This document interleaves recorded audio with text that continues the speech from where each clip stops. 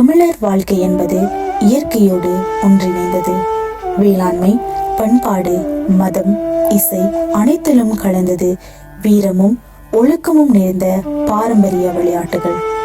இவை உடலை சுறுசுறுப்பாக வைத்ததோடு சமூக ஒற்றுமையும் வளர்த்தன.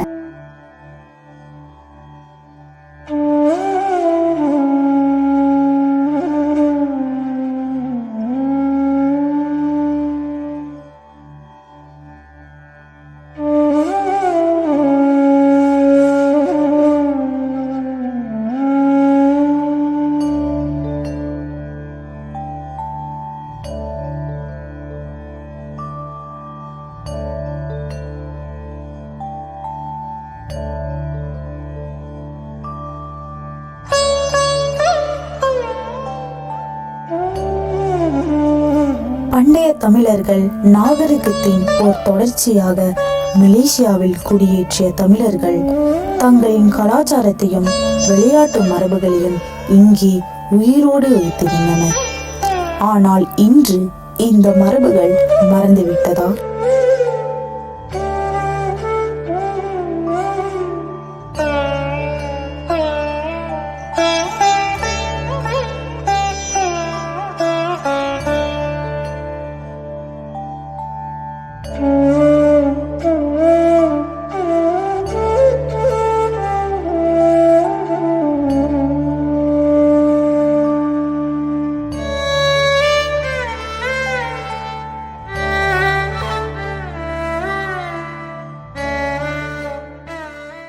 மலேசியா பல இனங்களும் பல மொழிகளும் பல கலாச்சாரங்களும் ஒன்று சேர்ந்து வாழும் ஓர் அரிய நாடு. இந்த நாட்டு வரலாற்றில் தமிழர்களின் பங்களிப்பு ஒரு பசுமையான இலை போல பின்னிருக்கிறது. அவர்கள் இந்த மண்ணில் வேலை தேடி வந்தபோது சுமந்து கொண்டு வந்தார்கள் தங்கள் மரபுகளை. மொழி, விழா, சமயம் மட்டுமல்ல, பாரம்பரிய விளையாட்டுகளையும்.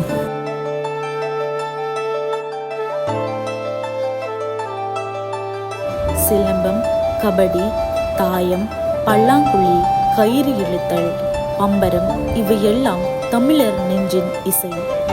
பாட்டி மடியில் வளர்ந்த குழந்தை முதல் மழையில் சிலம்பம் சுற்றும் இளைஞர் வரை இவை நம்மை போல சிந்திக்க வைக்கும், உடலை வலுப்படுத்தும், மனதை சீராக்கும் விளையாட்டுகள். கபடி, சடுகுடு அல்லது பழஞ்சடுகுடு எனவும் அழைக்கப்படும் இந்த வீர விளையாட்டு தமிழர்களால் பல நூற்றாண்டுகளாக விளையாடப்பட்டு வரும் பாரம்பரிய பொக்கிஷம்.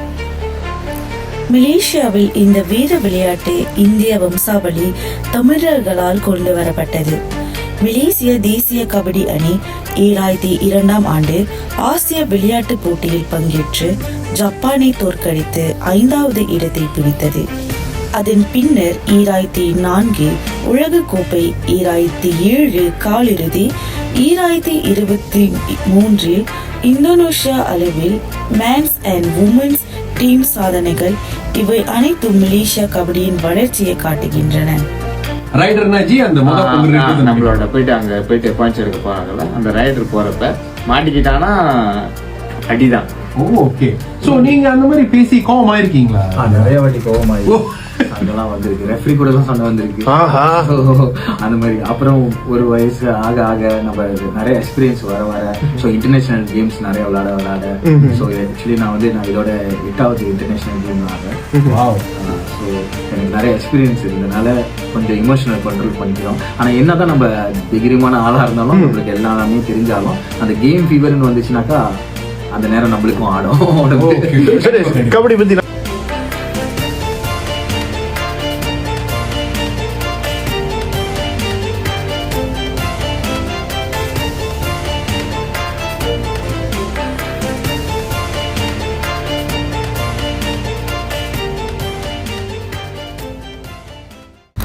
பாரம்பரியத்தின் பண்பாட்டு குரல், வீரத்தின் அதிரடி அலை, இதுதான் சிலம்பம். இது ஒரு தடியடி விளையாட்டு மட்டுமல்ல, தமிழர் அடையாளமாகவும் அவர்களது துணிவின் சின்னமாகவும் விளங்கும் ஒரு வீர பயிற்சி. சங்ககால இலக்கியங்களில் கூட சிலம்பம் பற்றிய குறிப்புகள் காணப்படுகின்றன. பழைய யுத்த காலங்களில் இளைஞர்கள் உடலை வலுப்படுத்தவும் எதிரிகளை எதிர்கொள்வதற்கும் இந்த கலையை பயின்றனர். சிலம்பம் தமிழரின் வீர பாரம்பரிய கலை. இந்திய தேசத்தில் தோன்றி உலகம் முழுவதும் பரவி இன்று மலேசியாவிலும் வேரூன்றுள்ளது.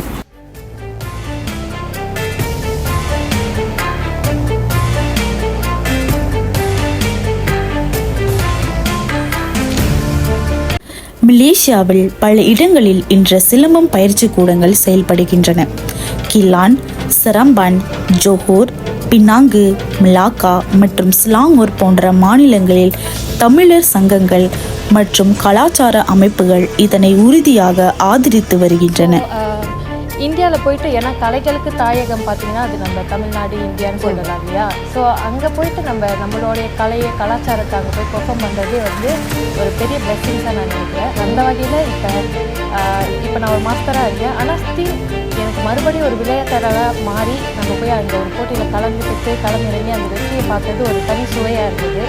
ஸோ அதுலேயும் எனக்கு பரிசு கற்றுட்டு gold medal and silver medal இருக்கிறது இரட்டிப்பு மகிழ்ச்சி தான். சுக்மா, சுகான் மலேசியா, MSSM மற்றும் பல மாநில போட்டிகளில் மலேசிய தமிழ் இளைஞர்கள் சிலம்பத்தில் பதக்கங்கள் பெற்றுக்கொண்டு நாட்டுக்கும் தமிழ் சமுதாயத்திற்கும் பெருமை சேர்த்துள்ளனர். We will feel scared and nervous, but we all overcome it. We really was surprised that we won overall champion. Our aim is 6 gold only, and after that we won 12 gold medal. Yeah, of course we feel very proud. பல்லாங்குழி நம் பாட்டிகள், அம்மாக்கள், அக்காக்கள் ஒவ்வொருவரின் கைகளிலும் ஒரு வரலாறு சொல்லும் விளையாட்டு. மணல் அல்லது வண்டு கற்களை ஒவ்வொரு குழியிலும் இடுவதால் மட்டும் இது விளையாட்டு அல்ல. இது அறிவும் அமைதியும் ஆர்வமும் ஒன்றாக கலந்த ஒரு தமிழரின் பாரம்பரிய புனித தலம். பல்லாங்குழி விளையாட்டின் ஒவ்வொரு நகர்வும் எண்ணம், திட்டம், மனநிலை ஆகியவற்றை வளர்க்கும். கணிதம் இல்லாமலே கணக்கிடும், போட்டி இல்லாமலே நீக்க முடியாத மன உணர்வுகளை கட்டும். சற்று சாய்ந்தபடி ஒரு கை மடக்க மற்றொரு கை குலுக்கல் செய்வது ஒரு அழகு, ஒரு நயம். மலேசிய தமிழர் சமுதாயத்தில் பல்லாங்குழி குறிப்பாக திருவிழா நாட்களில் பெண் சமுதாயத்தில் மீண்டும் உயர் பெறும் அழகான பிம்பமாகும். இது ஒரு விளையாட்டாக மட்டுமல்ல, இது மூதாதையர் நினைவையும் குடும்ப ஒற்றுமையும் பெண்களின் அறிவுத்திறனையும் பிரதிபலிக்கும் ஓர் அழியாத சின்னம்.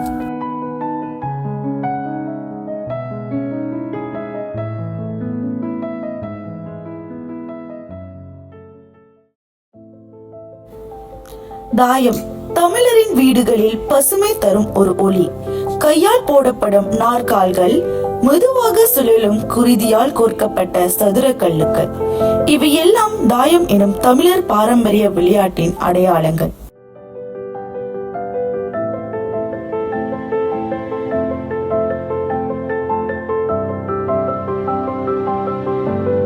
தாயம் என்பது வெறும் பொழுதுபோக்கு அல்ல.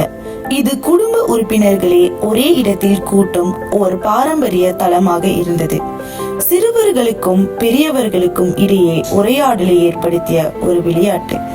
தாயத்தில் வெற்றி என்பது கையில் இருக்கும் நற்சுழற்சி மட்டுமல்ல, அதில் தேர்வும் திட்டமிடலும் கண்ணோட்டமும் தேவைப்படும். ஒவ்வொரு கல்லும் ஒவ்வொரு நிமிடமும் உங்களை சிந்திக்க செய்கிறது.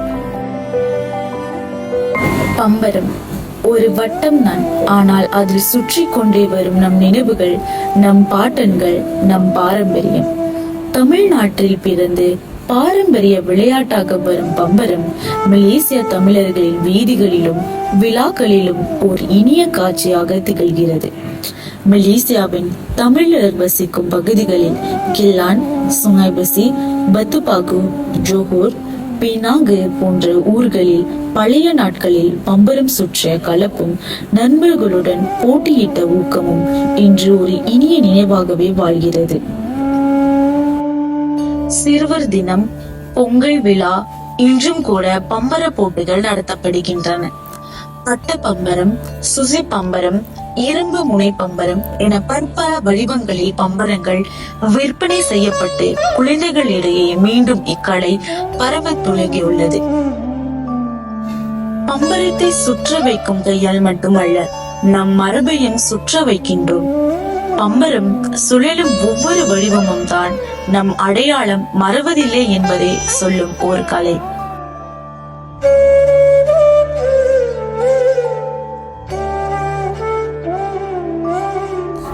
ஒரு கயிறு, ஆனால் இது வெறும் நூல் அல்ல. இது ஒற்றுமையின் ஒளி, மனதின் வலிமை மற்றும் உடல் நேர்த்தியின் நீண்ட கோடு. கயிறு இழுத்தல் தமிழர் திருவிழாக்களில் ஆடப்படும் ஒரு வீர விளையாட்டுகளில் ஒன்றாகும்.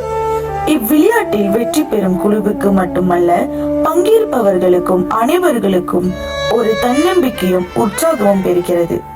தங்கள் பக்கம் வெற்றி பெற அனைவரும் ஒரே நேரத்தில் ஒரே நோக்குடன் கயிறை இழுக்க வேண்டும். இதுவே ஒற்றுமையின் உச்சநிலை.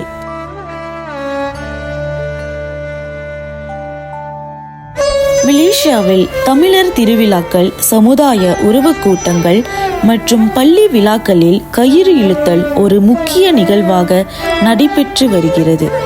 இங்கு ஆண்கள், பெண்கள், குழந்தைகள் என ஒவ்வொருவரும் கலந்து கொள்கின்றனர். வயதையும் வலிமையையும் தாண்டி குழுவுக்காக போராடும் ஒரு ஆழ்ந்த உணர்வை இது உருவாக்கிறது. இது வெறும் சோதனை அல்ல, இது நம் பாரம்பரியத்தின் ஓர் பசுமை, நம் உறவுகளின் உறுதியை சோதிக்கும் களம்.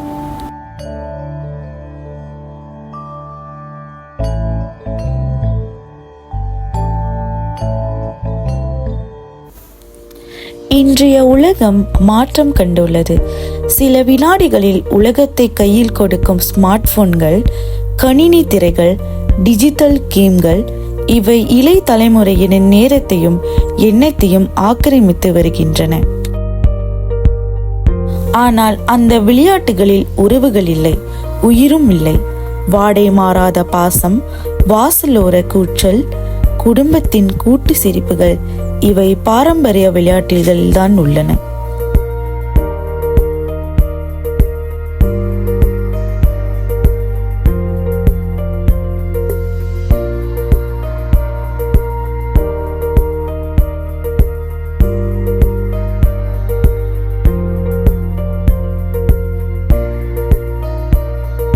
நம் முன்னோர்கள் கொண்டு வந்த தாயம், பல்லாங்குழி, கபடி, சிலம்பம் போன்ற விளையாட்டுகள் இன்று நம்மிடம் இருக்கின்றன.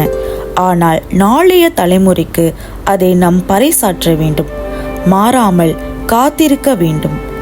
பாரம்பரிய விளையாட்டு என்பது சுவரில் தேங்கும் புகைப்படம் அல்ல, அது நம்மால் செயல்படுத்தப்பட வேண்டும். பாரம்பரிய விளையாட்டுகள் உயிருடன் இருக்க நாமே உயிராக வேண்டும்.